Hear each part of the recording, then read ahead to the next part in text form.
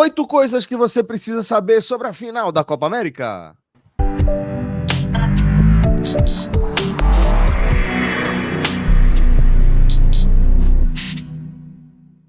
Olá, pessoal! Começando mais um Raio X. Eu sou Celso Shigami, estou aqui com o Fred Figueiredo e com o maestro Cássio Zirpoli. Nós somos o 45 Minutos nessa parceria com o Game Arena. Viva o jogo! E agora a gente vai trazer o foco da nossa análise sobre essa super decisão envolvendo Argentina e Colômbia, valendo o título da Copa América, jogo em Miami. A gente, como prometido, separou, tá, as nossas análises aqui em 8 tópicos. 8 coisas que você precisa saber sobre essa decisão. Então vamos começar, Fred, nosso primeiro quadro, trazendo o que vale, principalmente aí pela Argentina, né? Celso, o domínio da América, tá? O domínio histórico, relacionado diretamente à Copa América, obviamente. Argentina e Uruguai chegaram nos Estados Unidos, cada seleção com 15 títulos. Detalhe, a Argentina é a atual campeã da Copa América, ou seja, é um processo de ultrapassagem sobre o Uruguai. Era 15-14, a Argentina ganha a Copa América do Brasil, aquela disputada na pandemia, faz 15-15 e agora está diante da grande decisão da final para conquistar seu 16º título e dessa forma se tornar a seleção com o maior número de títulos da Copa América. Só que para além de toda a história do futebol, também é um recorte do domínio de momento. E aí é um domínio absoluto. Porque se a Argentina vence a Copa América, ela simplesmente consegue o seu 3º título consecutivo em 3 grandes competições. Ganha a Copa América de 2021, ganha a Copa do Mundo de 2022, ganha a Copa América de 2024. Depois de Messi e da sua geração, na verdade Messi atravessou algumas gerações, mas depois de Messi ter passado quase que sua carreira inteira sendo cobrado pela falta de um grande título, pela camisa da Argentina, ele pode coroar aí uma tríplice coroa, digamos assim, nessa jornada de 3 anos, de 4 anos, né? Entre Para os argentinos, seria o quarto, porque os argentinos gostam de taça, eles ainda consideram a finalíssima, Fred. A turma da Argentina ali, ele não abre mão de taça, não, tá? Assim, se tivesse o Argentina aqui na live, ele, opa, 4. Temos lá a Copa de la Finalíssima também. E é isso, tá? Então, o domínio da Argentina, da América, o reinado, tá em jogo domingo em Miami. Muito bem. Então, um dos pontos importantes aí dessa decisão que você precisa saber é justamente o que vale aí para a Argentina, valendo essa hegemonia continental, né? Esse fechamento com chave de ouro, né, da carreira de Messi, né? Ele, considerando a conquista dele na seleção da Argentina, né? Porque desde o começo foi cercado de conquistas, de títulos, de marcas, de recordes. É disso que se faz a carreira de um gênio. Mas, como o Fred destacou, na mesma medida em que se exaltava tudo que Messi conquistava pelo Barcelona, na Argentina havia um tom de cobrança, em alguns momentos até de pressão por parte de Maradona, outro ídolo da história, o maior ídolo do país, né? Colocando aí uma pressão sobre a performance de Messi com a camisa da Argentina, e agora a gente vê esse fechamento espetacular, exuberante, que a gente está acompanhando agora. A relação de Messi com a Copa América, e como está aí na arte, já tá, é a 7ª participação, uma participação bem longeva, já está na 5ª final, buscando o 2º título, mas é curiosa porque em 2016, naquela primeira edição dos Estados Unidos, a Copa América Centenário, há 8 anos, ele perde o pênalti naquela final contra o Chile e abdica da seleção. Assim, entra, obviamente, muito decepcionado, porque era uma sequência de vices, o vice da Copa do Mundo de 14, o vice da Copa América de 15, também nos pênaltis, também contra o Chile, esse lá em Santiago, e depois veio de 16, outro vice-campeonato. Então, assim, aí o cara, uma cobrança excessiva, porque a Argentina vivia um período muito longo sem títulos oficiais, E, de repente, agora, já na reta final da carreira, jogando muito, mas na reta final da carreira, aí pode emendar a Copa América de 21, a Copa do Mundo de 22, a Copa América de 24, como eu até brinquei, mas é um título oficial também, até porque está garantido, vai ter a próxima, inclusive, junto com a Eurocopa, a Copa América, terá, provavelmente, ano que vem, a finalíssima do campeão da Copa América. Ela foi realizada ali para ser realizada desde sempre. Inclusive, é um dos sentidos da Copa América é a Eurocopa serem parelhas agora, parelhas. Ela é sempre no mesmo ano, a final do mesmo dia, inclusive. E sobre Messi, é muito curioso ele ter esse momento de ter... Ele vai terminar a carreira dele como vencedor. Primeiro, ele já era um vencedor, mas como vencedor também na seleção argentina. Perfeito. Porque mesmo quando a Argentina ganhou as Copas anteriores, não houve isso. É curioso, quando a Argentina ganha a Copa do Mundo de 78, a Copa América ali, a última tinha sido, 75 tinha sido o Peru, e em 79 foi o Paraguai, 83 foi o Uruguai, e antes de 75 a Copa América não era realizada há 8 anos, ou seja, você volta lá para 67. Então, quando a Argentina vence aquela Copa do Mundo de 78, não era uma Argentina multicampeã que estava faltando a Copa América. Foi um título, o primeiro título mundial da Argentina, mas num período que não tinha outras conquistas. Aí você vai para 86 e é a mesma coisa. Assim, a lista de títulos argentinos não tem título nos anos 70, não tem título nos anos 80, mas tem as duas Copas do Mundo, porque quando vai para a Copa América dos anos 80, o Uruguai ganha de 83, o Uruguai ganha de 87 e o Brasil ganha de 89. A Argentina só vai ganhar em 91, quando já teve outra Copa do Mundo, de 90, na qual ela foi vice-campeã, inclusive. E é bem curioso, porque em outros períodos era o contrário, era a Argentina no domínio completo, como nos anos 20 e nos anos 40, ganhando muitas edições da Copa América, ganhou 3 seguidas nos anos 40, mas não tinha Copa do Mundo nos anos 40. Não tinha Copa do Mundo nos anos 20. Então, assim, na verdade, essa é a primeira vez que a Argentina ela ganha a Copa do Mundo no momento em que ela domina também se ela ganhar a Copa América, no momento em que ela domina também a Copa América. Assim, isso nunca aconteceu. E ela acontece com o Messi tendo já 35 anos. Assim, ele já sendo Messi para o futebol, mas não um grande vencedor para a Argentina até 2021, até aquele título. Então, esse título ele amplia uma sequência, que já fica uma sequência bem vitoriosa de 4 temporadas, ganhando tudo, e sendo um período de maior... O que antes era um período de seca, pode se tornar o período com mais títulos oficiais da Argentina. Assim, nunca deu tanto em tão pouco tempo, se vencer essa Copa América. Bom, então, se os 2 primeiros aspectos que a gente destacou sobre essa decisão da Copa América foram do lado argentino, agora a gente vai trazer também o lado da Colômbia. Fred, o que vale também para a Colômbia, né, em relação ao tamanho, a dimensão de uma eventual conquista desse título? Celso, esse domingo, 14 de julho, se transformou no maior dia da história do futebol colombiano. Pode acabar não sendo, mas o pré-jogo é a partida mais importante da história do futebol da Colômbia. Tá? É uma seleção de porte médio dentro da América do Sul. Tá?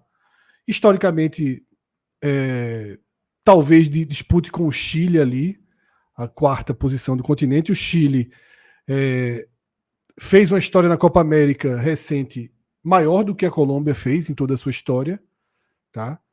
Mas esse 14 de julho pode reescrever a história colombiana, que é um país muito, muito forte no futebol, muito tradicional, de muitos talentos.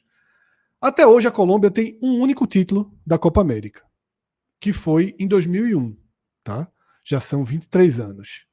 Esse título foi na Colômbia. E essa Copa América aconteceu num período de muita turbulência dentro do país, né? Eram atentados, a violência estava extrema, a Colômbia ainda não tinha passado por uma transformação que passou, que melhorou alguns aspectos da sua sociedade. E a Argentina desistiu de disputar aquela Copa América. Tá? Inclusive, aquela Copa América ficou em xeque até semanas antes. A Conmebol estudava mudar a data, não mudou, então, muito pressionada, confirmou a Copa América e a Colômbia acabou sendo campeã. Mas é uma Copa América sem Argentina. Então já é um contexto, já tem um protagonista a menos. Tá? E como a gente lembra, em 2001, a seleção argentina, talvez no papel, fosse a grande seleção do mundo em 2001. Tá? O Brasil acaba sendo campeão do mundo em 2002. Não é a Argentina, mas em 2001 o Brasil vivia uma crise que Cássio pode até lembrar aqui também, detalhar, era uma crise histórica da seleção brasileira. Enquanto a Argentina tinha uma super seleção, né, Cássio? O Brasil teve 4 treinadores, a Argentina tinha um timaço, pô. Aquela Argentina de 2002, assim, para dar alguns nomes: Sorin, Zanetti, Simeone, Pablo Aimar, Ariel Ortega, Cláudio Lopes, Hernan Crespo. Detalhe, muitos desses nomes viraram treinadores. Hoje em dia são treinadores. Assim, era um timaço que caiu na primeira fase. Assim, isso acontece. Curiosamente, a Colômbia já viveu isso também. A Colômbia de 94 chegou como uma das favoritas da Copa do 94, caiu na primeira fase, mas a Argentina de 2002, já sendo a Argentina como campeã do mundo, com uma seleção muito mais tradicional em Copa do Mundo. O caso colombiano termina em tragédia, né? Termina em tragédia. E da Argentina, mas... Isso. E da Argentina, era uma surpresa, foi uma surpresa muito grande aquela eliminação. Então, assim, era uma situação bem diferente. A Argentina não ter participado daquela Copa América de 2001 facilita um pouco a Colômbia. E até já que falou da Colômbia de 2000, acho que vale citar rapidamente. Não era uma grande Colômbia. Não era exatamente, uma grande Colômbia. Eu ia dizer exatamente esse momento. O craque era o camisa 10, era Aristizábal. O time era o time de Francisco Maturana. Tinha um bom goleiro, Oscar Córdoba, e tinha um zagueiro, Ivan Córdoba. Tinha outro zagueiro, era Iepes, que era esse, eu lembro desse cara também. Aí tinha Fabian Vargas. Assim, não tinha muitos nomes, não. Assim, a Colômbia hoje, a Colômbia de 24, é muito mais renomada. A Colômbia de 94 era muito mais renomada. O debate na Colômbia hoje é qual a melhor geração da história da Colômbia. A de 93, 94 ou a de hoje. Isso. Ninguém debate a de 2001, campeã da Copa América. E as diferenças de análise é porque se fala, hoje Luiz Dias é o atacante do Liverpool. Mas assim, perceba que 93, 94 é um ano antes da Lei Bosman, né? Então, assim, que é meio que quando abre muito o mercado do futebol. Então, se fizer qualquer comparação, vai ter que primeiro entender que a seleção daquela época, não só a seleção colombiana, mas aquela seleção assim, não ser tão internacional de jogadores era algo comum. Se você pegar, essa aqui todo mundo joga fora. Sim, mas é porque o mercado hoje é assim. Então, mas se você for analisar tecnicamente, o time de 94 tinha jogadores mais talentosos. Mas essa agora é muito mais competitiva e o fato de não perder ao tanto tempo que não perde mostra que é muito competitivo. O Maestro já chegou, inclusive, no nosso próximo tópico, né? A quarta coisa que você precisa saber sobre essa decisão é justamente o momento da seleção da Colômbia, que ostenta nada menos que a maior invencibilidade do futebol mundial da atualidade, Fred, entre as seleções. Uma invencibilidade iniciada depois de uma dura eliminação dentro das eliminatórias sul-americanas para a Copa do Mundo, tá? A seleção colombiana não foi ao Catar, não jogou 2022. Inclusive, a última derrota, coincidentemente, para a Argentina, foi em fevereiro de 2022, reta final das eliminatórias, 1-0. Desde então, a Colômbia nunca mais perdeu. E aí, dentro desse recorte de 28 jogos, vale destacar a era Néstor Lourenço, né? Que são 24 partidas, 18 vitórias, 6 empates, e ele é um treinador argentino que nunca perdeu uma partida dirigindo a Colômbia. A gente pode aprofundar um pouco. Quem foram esses adversários, né, que a Colômbia bateu? É claro que na lista de 28 jogos existem várias seleções intermediárias, mais fracas, porém tem um 2-0 na Alemanha, tem 1-0 sobre a Espanha e tem um 2-1 sobre o Brasil nas eliminatórias. Você ainda pode colocar aqui 1-0 sobre o Uruguai. Era isso, você ainda pode somar esse 1-0 sobre o Uruguai jogando, Cássio. Boa parte do jogo com homem a menos, né? Mais da metade do jogo. Metade do jogo, o cara foi expulso no finzinho do primeiro tempo, jogando metade do jogo com a menos. E quando se fala isso, é meio que para tentar, e não é que o Fred está falando, não, estou falando de uma forma geral, quando se fala isso, mas quem pegou o adversário? Veja só, qualquer grande sequência vai ser mesclada. Se você pegar alguém ali da Polinésia Francesa que nunca sai daquela região, só joga ali. O cara tá 50 jogos invicto, mas nunca sai daquela região, beleza, mas não é o caso. Geralmente, quando você pega, para dar um exemplo, quando você pega, o cara não saiu do Caribe, tá só jogando a seleção do Caribe ali, jogos menores. Mas quando você é uma seleção como a Colômbia, o calendário impõe para você jogos mais difíceis. É natural, porque você vai ter jogos eliminatórios, o mercado coloca jogos mais fortes para você enfrentar. Até agora, é óbvio que na sequência de 28 jogos, tem jogos onde ele cumpriu o protocolo. Mas fique certo de que todas as grandes sequências foram idênticas. O cara não passou 30 jogos sem perder, fazendo lailô com a Alemanha, pontos corridos com a Alemanha, 30 partidas. Jogou com a Alemanha, mas jogou com sei lá, Andorra. Lembra que o Brasil, o Brasil quando era uma potência no futebol assim, inquestionável, não era só que o Brasil tem as 5 estrelas. O Brasil realmente o melhor time do mundo jogando. O Brasil fez um amistoso com Andorra, pô. Não sei se vocês lembram disso. Sim. Andorra é um país que não tem 100 mil habitantes, pô. Assim, e é assim, para você ver, mas entrou na estatística, 3-0, jogo bem protocolar, só para dizer que esse tipo de sequência tem esses jogos também. Mas tem, como o Fred citou, grandes resultados da Colômbia. Resumindo, essa sequência da Colômbia, alguém pode até contestar. Na minha opinião, ela é muito expressiva, numericamente e dentro dos resultados obtidos pela Colômbia também. Venceu a Alemanha fora, Espanha fora, tá? Brasil dentro da Colômbia tem uma vitória sobre a Romênia também, que a gente pode colocar na conta. Foi uma seleção que fez uma Euro interessante, né? Meteu 5 nos Estados Unidos, tá? Tem resultados aí na caminhada que são interessantes. E aí também tem uma marca histórica, porque aquela Colômbia que a gente já falou aqui, aquela Colômbia clássica de Valderrama e Rincón, Valderrama, Asprilla, Rincón. Tem mais um nome ainda. Higuita, naturalmente, mas assim, Valderrama. São grandes jogadores daquela geração. E aquela geração, Cássio, conseguiu 27 jogos de invencibilidade. Ao vencer o Uruguai, essa geração ainda deu mais um passo a mais para se tornar. É possível que aquele resultado, aquele 5-0 na Argentina, no Monumental, está dentro dessa sequência? Eu não sei se. Imagino que esteja. Porque aquele de vez em quando, que alguns jogos eles ficam marcados assim, com o peso de uma conquista. A Colômbia, aquilo ali, eliminatórias da Copa do Mundo em 94. Eliminatórias. E a Colômbia não tinha nenhum título oficial. Aí a Colômbia ganhou da Argentina no Monumental por 5-0. Assim, para os colombianos, aquilo ali... Beleza, o título só veio em 2001, mas aquilo ali sempre foi considerado algo muito próximo a isso. E para a gente avançar aqui ao nosso quinto tópico, vamos com uma justificativa de dentro de campo, de dentro das 4 linhas.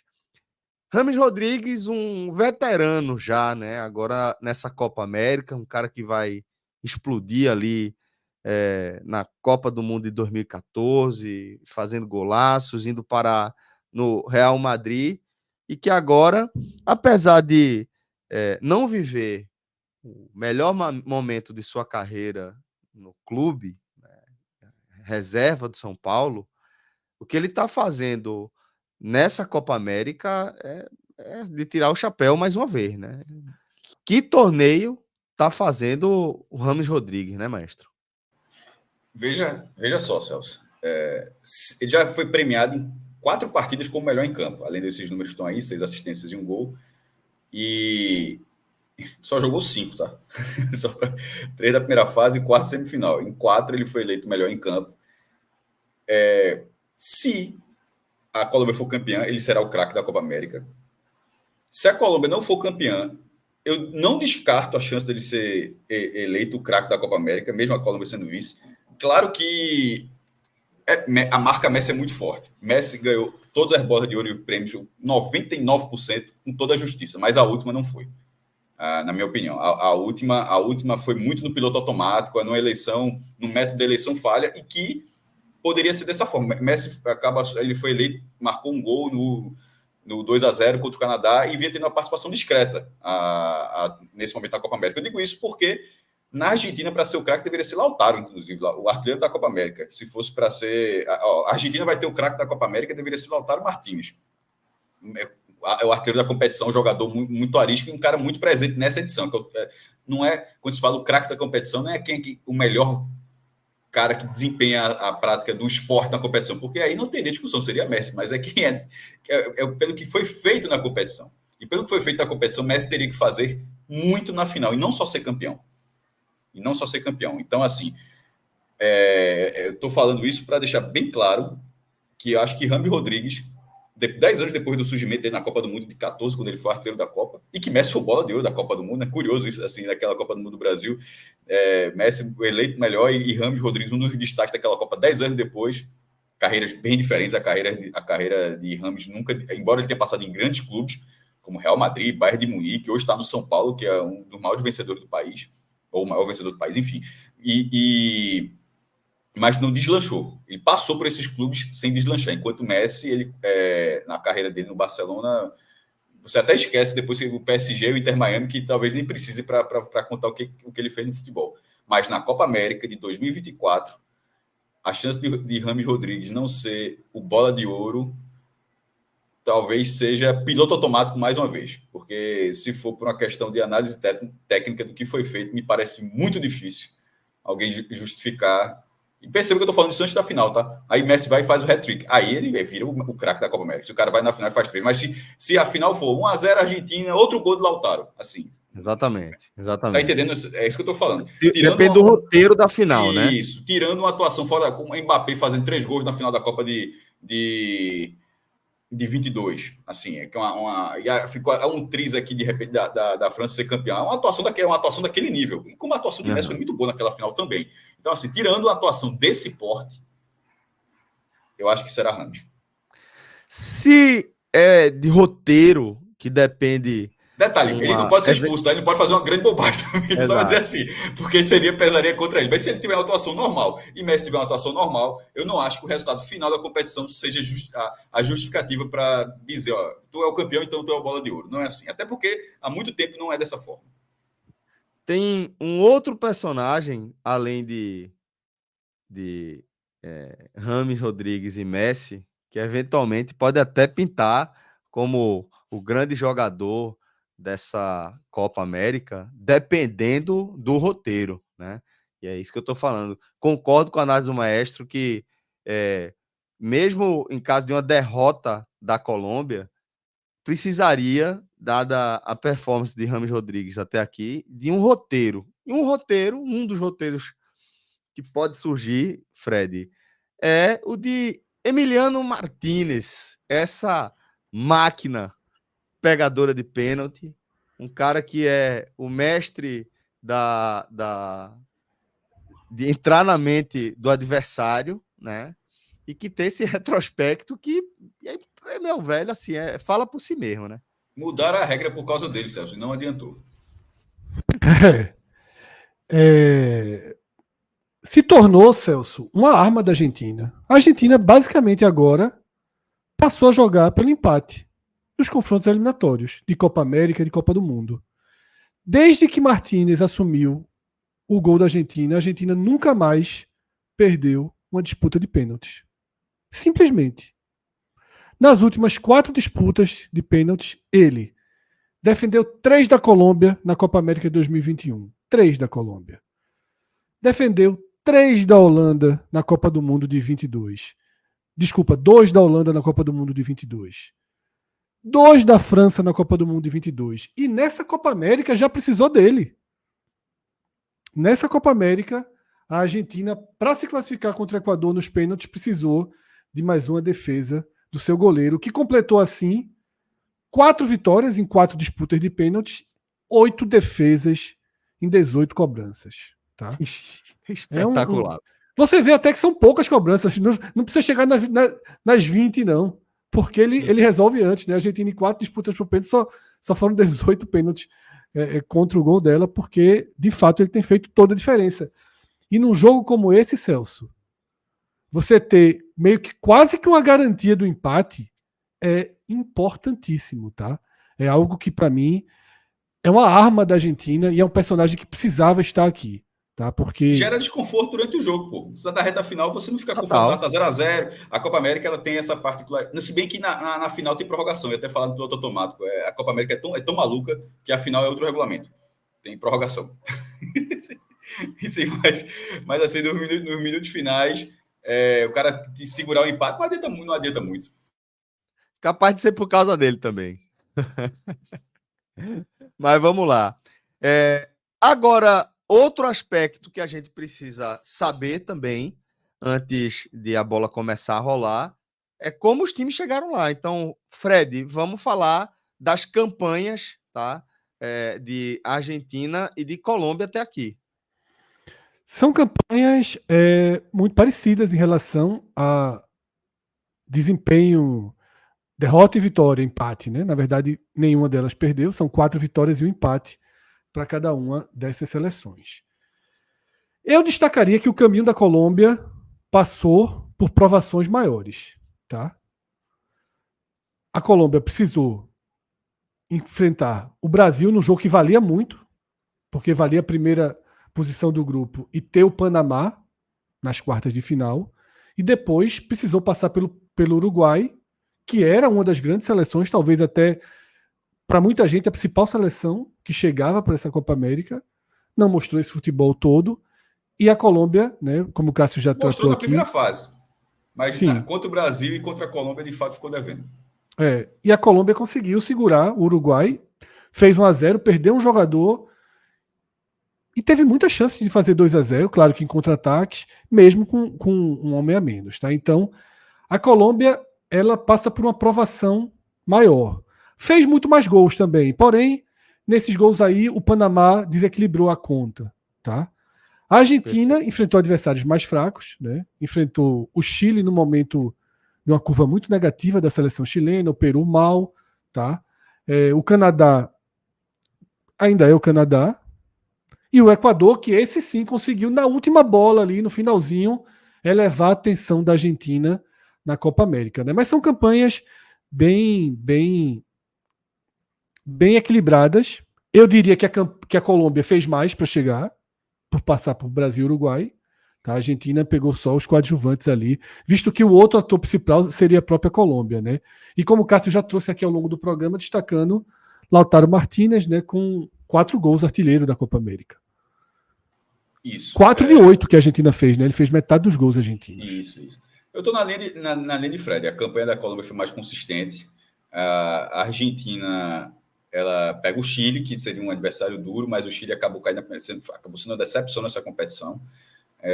Querendo ou não, tem 2 jogos contra o Canadá. Ainda que o Canadá tenha sido sempre finalista, eu acho uma seleção muito limitada. Assim, é impressionante. O Brasil não foi sempre mal. O Brasil estava do outro lado, mas para quem estava no chaveamento do Canadá e deixar o Canadá chegar na semifinal, assim, é um esforço muito grande. Achei uma seleção muito abaixo. E foram, querendo ou não, a Argentina tem 2 jogos contra o Canadá. Então, assim, facilitou muito o caminho da Argentina, mas a Argentina não precisa provar nada. Então, querem dizer assim, que no nível de enfrentamento, que faz parte da Copa do Mundo, quando for aumentando, você vai puxando o seu grau máximo para desempenhar, para conseguir vencer aquilo ali. A Argentina não está. Ela tá jogando, se fosse um jogo de tênis, ela não está jogando grande slam, está jogando ali o Master 1000, os caras não estão jogando na alta total, o máximo que o cara pode dar num torneio principal. A Colômbia, por outro lado, eu já acho que a Colômbia está jogando como se a gente tivesse em 2026 já. Assim, os caras estão... Até a atmosfera da Argentina é gigantesca, a torcida dos caras já está lá, na verdade, né? Compareceu em peso nos estádios, mas eu acho que a atmosfera dos jogos da Colômbia ela é de uma entrega muito maior. A Argentina está ganhando sem precisar fazer esforço, porque afinal é a atual campeã do mundo e não precisa realmente de muito esforço para ganhar desses times, para ganhar 2 vezes do Canadá. Mas a Colômbia, eu acho que ela está no nível de ligação com essa Copa América maior. Talvez não seja suficiente para ser campeã, mas ela acho que abraçou muito mais. Perfeito. Inclusive, Mestre, você nos trouxe aqui, tá, ao nosso último quadro, o último aspecto que a gente vai analisar sobre essa decisão, que é como as casas de apostas, como as odds, enxergam essa decisão. E a gente vai pegar aqui as odds, maestro, da Bet Nacional, que indicam justamente o que você falou ali no finzinho da sua análise, né? Que a Argentina, apesar de a campanha da Colômbia ser mais consistente, ter dado maiores provas durante o torneio do que é capaz, a gente sabe do que a Argentina é capaz para além do que ela mostrou, mestre. E a gente vê aí a Argentina pagando 2,10 na Bet Nacional e a Colômbia pagando 4,13, basicamente o dobro. Olha só, tá assim, para mim, tá uma oportunidade muito boa aí, viu? Não é? Aliás, as duas, porque querendo ou não, veja, a atual campeã do mundo, dobrar o que você está colocando é uma ótima odd. Se você para pensar, pô, o cara é o atual campeão do mundo, tem Messi, tá jogando a final, assim, ó, se tu colocar um, volta 2. Assim, não é nada do outro mundo, pagar 2. Agora, e pro outro lado, se a gente tá com elogios a essa seleção colombiana, que tem possivelmente o craque da competição, tem um bom atacante, tem bom lateral, perdeu até um, mas vai entrar o do Bahia, o Arias. O meio campo, tem o outro Arias, o do Fluminense, assim, é um time... Rapaz, você olha a Colômbia e fala, é para pagar 4 vezes o que está sendo colocado. Assim, eu acho que está exagerada a odd, viu? Assim, inclusive a odd é uma coisa bem flutuante. A gente está vendo isso aqui, até o jogo pode ser outra. Esse número aí, ele é muito favorável. E, repito, esse número... Os dois, na verdade, são bons, porque se olhar pelo lado da Argentina, querendo ou não, o campeão está dobrando o que vai. Agora, o da Colômbia especificamente, assim, me chama a atenção, porque eu não acho, de jeito nenhum, que a chance da Colômbia vencer é de 1-4.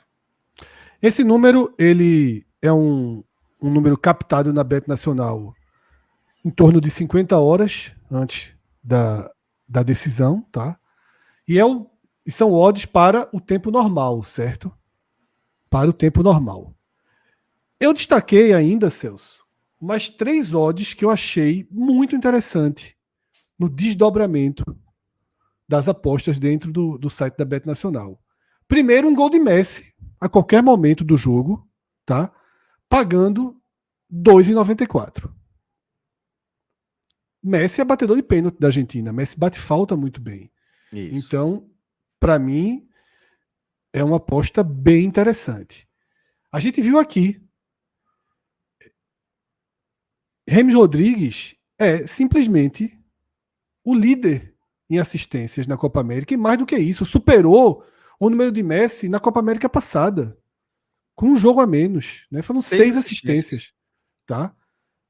6,26 se ele der mais uma assistência. Então, também é uma odd interessante. E aí, eu pessoalmente vou nessa, tá? Eu pessoalmente vou nessa minha última odd. Não. Que é a Argentina nos pênaltis. Para isso, você tem que torcer pro jogo da empate. Passa pela prorrogação. Esse é o meu ponto. Se fosse 90 minutos, como aconteceu em todos os outros jogos da semifinal e quartos, tudo bem. Mas aí, querendo ou não, ainda a gente seria favorita nos pênaltis, tudo bem. Mas é só depois de 120 minutos. Isso dá uma 10 para 1. Não, sem dúvida. Com a prorrogação fica mais difícil. Mas 10,10 para 1. Tá? Então, a minha aposta eu vou ter que aguentar 120 minutos de empate. Se eu aguentar 120 minutos de empate, R$100 vira 1.000 com alta possibilidade. Olha, porque você está de uma forma muito técnica. Eu quero ver o jogo, eu quero torcer para uma seleção, para uma vencer, e assim, obviamente, por isso que eu não gosto muito dessa. Eu gosto de escolher, vai em qual? Pronto, escolhe esse aí. Para poder torcer, porque assim, torcer pelo empate. É chato. É chato, pô, numa final, assim, tá ligado? Assim, é chato. É muito metódico. Eu vou torcer pelo empate para ganhar. Detalhe, final do jogo eu tô torcendo pelo empate e pra Argentina, né? E pra Argentina, veja só, a minha escolha é essa, é a Argentina nos pênaltis. Isso, tá? Seja um roteiro muito na final dos outros, eu gosto de torcer para um empatezinho. Eu gosto. Eu me sinto à vontade.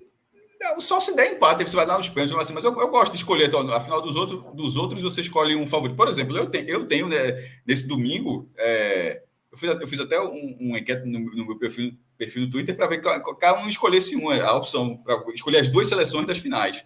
E a maioria escolheu Inglaterra e Colômbia. Que, curiosamente, seria a minha escolha também. Mas é só de torcida, não tem nada além disso. Não. Muito bem. Então, é isso. A gente chega ao fim da nossa análise sobre a Copa América nesse formato de 8 tópicos, 8 coisas que você precisa saber antes de a bola começar a rolar. Espero que vocês tenham curtido. Se vocês gostaram, deixa aqui seu like, deixe seu comentário e compartilhe nosso conteúdo. Forte abraço e até a próxima. Tchau, tchau.